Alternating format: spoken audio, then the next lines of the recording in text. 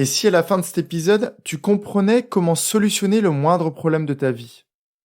Souvent, tu t'embourbes dans des problèmes car tu te focalises sur ce qui ne va pas, sur les raisons de ton problème ou sur l'impossibilité de le résoudre.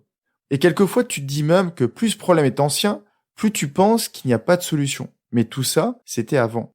Aujourd'hui, je vais évoquer avec toi des problèmes de la vie de tous les jours. Des problèmes relatifs à l'amour, à la carrière professionnelle ou à la famille. Pour te démontrer qu'en prenant un chemin différent, les solutions à mettre en place te paraîtront bien plus évidentes. Salut à toi, tu es sur Dépasse-toi et je suis Sylvain Viens.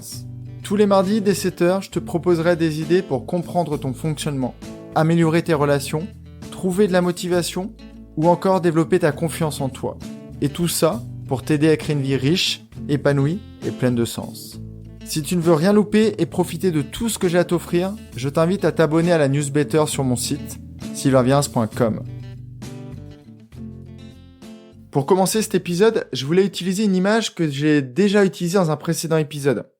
Imagine que tu sois dans une Jeep, au fin fond d'une jungle luxuriante. Dans un passage difficile, tu t'embourbes. Malheureusement, tu continues d'appuyer à fond sur le champignon, pensant t'en sortir. En fait, tu es tellement focalisé sur le problème que tu n'essayes même pas de trouver une solution. Dans le cas présent, peut-être que la simple découpe d'une feuille de bananier pourrait permettre aux roues de reprendre de l'adhérence. Je vais te donner un autre exemple plus classique de la vie quotidienne. La semaine dernière, j'ai accompagné une personne qui devait passer un entretien d'embauche. Elle postulait pour un poste qui lui demandait de sortir de sa zone de confort et de faire appel à des compétences, d'après elle, qu'elle n'avait pas encore. Donc sa problématique était de faire descendre le stress qui commençait à monter doucement. Alors comment faire pour que l'entretien se passe bien? Je l'ai juste accompagnée sur la forme, pas sur le fond. J'aurais pu voir avec elle que les compétences, elle les avait ou qu'elle pouvait les acquérir facilement. Là, l'idée, c'était juste qu'elle réussisse sa prestation. Je ne l'ai pas interrogée sur l'état d'esprit ou l'émotion qu'elle voulait ressentir, car tout le monde ne répond pas facilement à ce genre de questions. Je lui ai tout simplement demandé: comment aimerais-tu que l'entretien se passe? À ton avis, qu'a-t-elle fait? Elle a passé au moins 1 minute, voire même 2, je pense, à me décrire tout ce qu'elle ne voulait pas. Elle ne voulait pas ressentir de stress, elle ne voulait pas bloquer sur les questions, et elle ne voulait pas sembler artificielle. Donc je l'ai recadrée gentiment, en lui reproposant une question. Ça, c'est ce que tu ne veux pas. Mais que veux-tu réellement? Comment veux-tu que se passe ton entretien? Et là, bizarrement, ça a été beaucoup moins fluide. Elle a eu tendance rapidement à repartir vers le négatif, vers un scénario relativement catastrophique, et sûrement qu'elle avait déjà répété plusieurs fois dans sa tête. Donc je la recoupe et je la questionne à nouveau. Mais encore, que veux-tu de positif? Et là, elle a réussi à me proposer des éléments. Je veux paraître naturel. Je veux répondre avec aisance. Et j'aimerais ressentir de la sérénité. Alors tu vois, cet exemple est extrêmement parlant. Souvent, quand tu as un problème, ou que tu veux préparer une situation qui te semble problématique, tu as tendance à te focaliser sur ce qui ne va pas. Tu restes coincé, embourbé au niveau du problème. Et en fait, tu n'accèdes pas du tout aux solutions. Je suis certain que tu as déjà entendu tes parents te dire, ou peut-être un professeur d'école, ne stresse pas. Un jour où tu avais besoin d'être calme et reposé, par exemple pour un examen. En fait, cette formulation est très naturelle dans nos bouches, mais totalement inefficace. Par exemple, on peut parler de quelques problèmes assez classiques du quotidien. Ma journée passe trop vite, j'ai jamais le temps pour moi. Je ne trouverai jamais de job où je m'épanouirai. Je n'arriverai pas à signer de contrat avec des clients. Je ne trouverai jamais de conjoint car j'ai un physique désagréable. En disant des phrases comme ça, c'est comme dans la Jeep, tu continues de t'embourber. Et jamais tu ne penseras sortir pour découper cette feuille de bananier. Je vais prendre quelques minutes pour t'expliquer quels sont les soucis de ces formulations. Et après, bien sûr, je t'en proposerai d'autres pour te focaliser ou t'orienter vers la solution. Alors, il y a plusieurs soucis. Quand tu te poses des problèmes de manière négative, tu suggères déjà à ton cerveau qu'il n'y a pas de solution. Je n'ai pas le temps. Cette information semble tellement factuelle, c'est un fait en fait, qu'il ne semble y avoir aucune solution. Je ne suis pas épanoui dans mon activité professionnelle. Bah ok, c'est comme ça, alors pourquoi aller chercher une solution? Un autre souci de ces formulations. Si tu poses le problème de façon aussi imprécise, tu ne te permets pas de trouver de solution. car ton cerveau, en fait, n'a aucun élément pour la définir. Dans une newsletter, je me rappelle t'avoir donné un exemple très simple.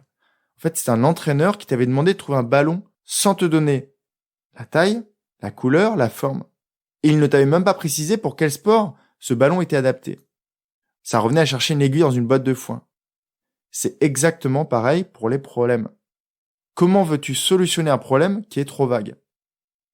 Quand tu poses ton problème en te focalisant sur les difficultés que tu rencontres, tu ne te mets pas dans la bonne énergie. Tu te mets dans une énergie burk. C'est un terme que j'avais déjà utilisé la saison dernière.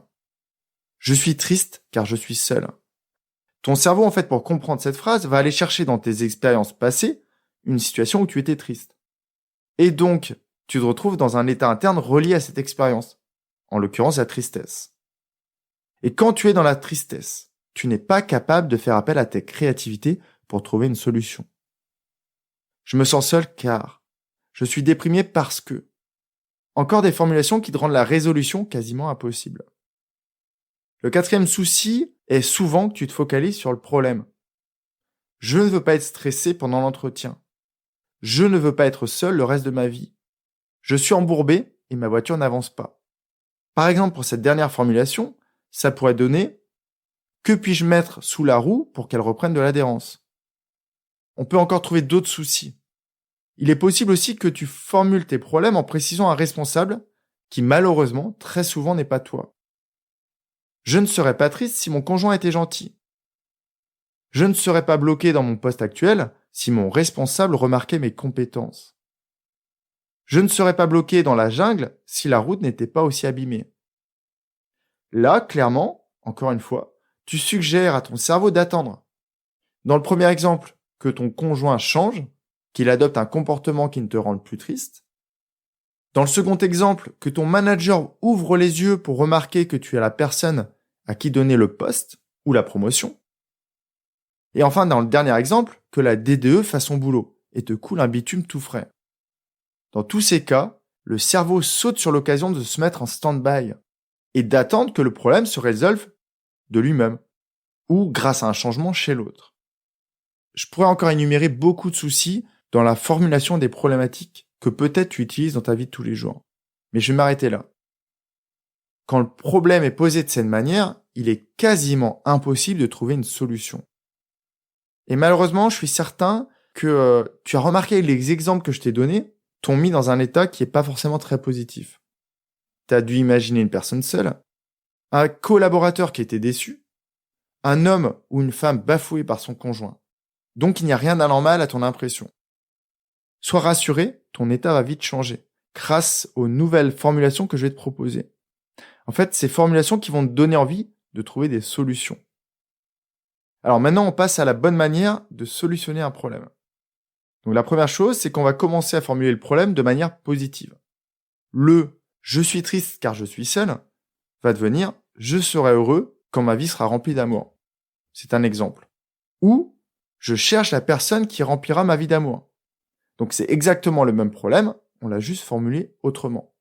Et c'est pas pour être dans le déni, c'est juste pour que le cerveau ait déjà une idée de la solution. Et donc lui va pouvoir lancer déjà sa réflexion. Maintenant, on va essayer d'y ajouter une pointe de précision. Je serai heureux quand j'aurai rencontré une personne qui partagera mes valeurs. Le cerveau va pouvoir passer dans un mode recherche. Il va orienter tes recherches vers une personne dont le carburant est le même que le tien, qui a les mêmes valeurs. Il va scanner dans toutes les situations que tu expérimentes des personnes célibataires qui correspondent à ce critère. Donc tu ne parles plus du problème, mais de la solution. Et en plus, tu utilises des termes qui te mettent dans un bon état interne, dans un bon ressenti. Quand tu fais ça, tu commences déjà, peut-être, à visualiser ce que pourrait être la solution.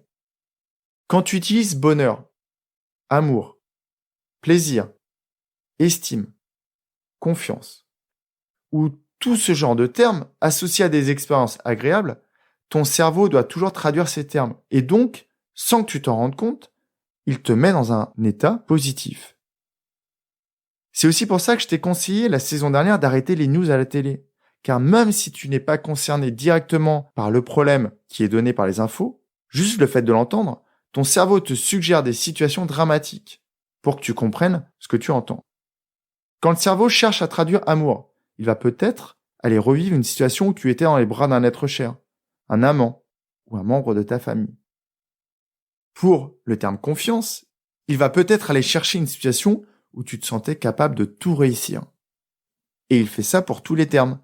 Bonheur, plaisir, épanouissement. Et ça te donne une grande énergie créatrice. Une énergie qui va te permettre d'envisager des solutions. On peut continuer d'affiner un peu la formulation. On peut y ajouter une pointe de ressources. Quelles sont tes capacités d'aujourd'hui qui pourraient t'aider à atteindre la solution? Grâce à ma gentillesse et à ma bienveillance, je vais trouver la personne qui partagera ma vie. Grâce à mes compétences en organisation, je vais rendre des dossiers très efficaces qui vont me permettre d'obtenir cette promotion. Grâce à mes capacités de réflexion et à l'écoute de cet épisode, je vais dorénavant formuler toutes mes problématiques de façon à trouver des solutions efficaces. Et là, je suis sûr que ton état interne, ce que tu ressens au fond de toi, ça a changé. Parce que on a formulé différemment les problèmes. Et même si ces derniers ne te concernent pas du tout. Alors, ce que je vais te proposer, avant de déposer ton smartphone, c'est de faire pareil. Là, tout de suite, en quittant l'épisode, tu prends une feuille, tu poses sur papier les principales problématiques de ta vie. Et tu les formules de la manière que je viens de te donner. Oriente ton problème avec du positivisme. Oriente ton problème dans le futur. Rajoute-y de la responsabilité, des ressources, et précise-le au maximum. En fait, toute ton énergie va être dirigée vers cette solution plutôt que vers le problème. Et surtout, il t'en restera suffisamment pour déjà lancer les actions et te désembourber. Jeudi, dans la newsletter, je te proposerai un document qui te décrira pas à pas comment solutionner tout ce qui te semble aujourd'hui problématique. Et si tu ne l'as pas déjà fait, cours vite t'abonner à la newsletter. En attendant, je te souhaite une très très belle journée. Prends bien soin de toi. Bye bye. Si cet épisode t'a appris quelque chose, n'hésite pas à en parler autour de toi. Dis-toi qu'à chaque fois que tu m'aides à le diffuser, tu fais tous les jours un peu plus pour aider tes proches et influencer positivement les gens qui nous entourent. Je te remercie très sincèrement pour ton écoute et je te souhaite vraiment le plus beau pour la suite.